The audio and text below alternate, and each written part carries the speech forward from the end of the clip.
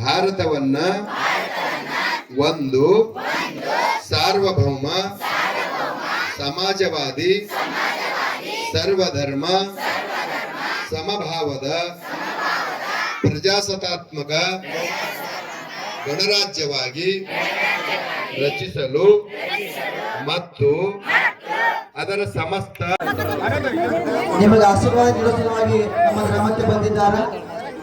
ಯಾರು ಕೂಡ